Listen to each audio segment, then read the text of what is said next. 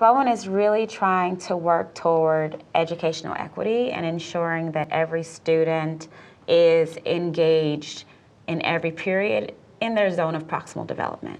And so ultimately what we want to find out today is what are the learning conditions that help to keep our students motivated and engaged in instructional tasks that will ultimately help them to be better prepared for college.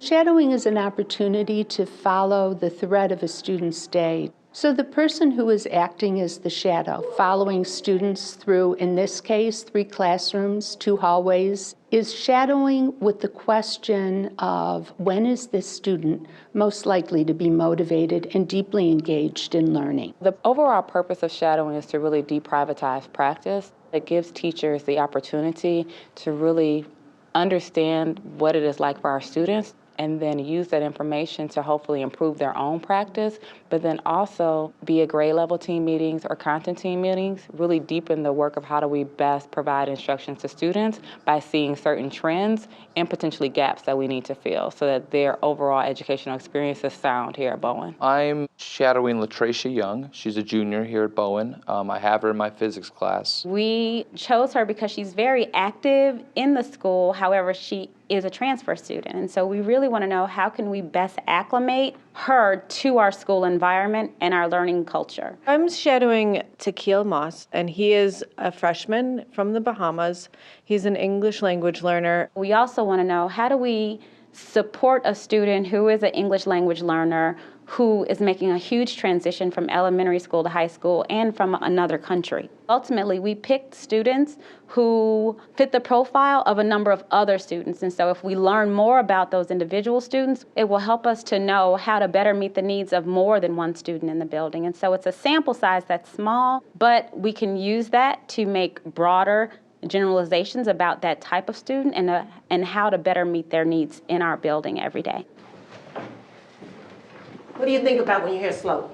Rise over run. Rise over run, very good, rise over run. The primary question that I'm going to be asking while I shadow is, why are some students willing to engage in one class but not in another class? Sometimes I really don't care, but sometimes I would just say, well, I already know it, so I ain't gonna really pay attention to it. Who's the smallest in the NBA right now? Do you know? How big is he? 5'7". 5'7"? You guys want to find a rate of change between the biggest and the smallest NBA player? Yeah. All right, let's see if it works. Math class, I know I'm really weak in math, so I won't pay attention to my friends. I really pay attention to the work. How many tally marks do I have? 4. So it's going to get how many names here? 4. Its first name is going to be the number 1. Again, music is nothing more than math. The questions I'll be asking myself are, does Latricia seem engaged right now? What is she doing that lets me believe that? What is the teacher doing? Are there things that throughout the day teachers do that engage Latricia? Are there things that teachers do that don't engage Latricia? When I'm most likely to get engaged with something is when I'm really passionate about the assignment we're doing or I like what we're doing. Some students, they can just learn with the teacher talking. I can't just sit there and listen to the teacher talking and then learn something. I have to be hands-on. Okay, so welcome back. I'm sure it was a very interesting day, and I look forward to hearing what your takeaways were so we can ultimately understand what the implications for our practice will be. After 3 periods of the teachers observing the students, we brought them back together to begin the debriefing process. We opened that up with having them identify what are their immediate takeaways from this process that will help their instructional practice when they go back into the classroom tomorrow. What I noticed is that a lot of times 1 or 2 students will be a focus, and that everyone needs a chance to share out in many different ways. So it could be either whole class, everybody gets called on during discussion, or they all share their work to a neighbor, but there needs to be some way to engage everybody in a discussion, not just a few kids.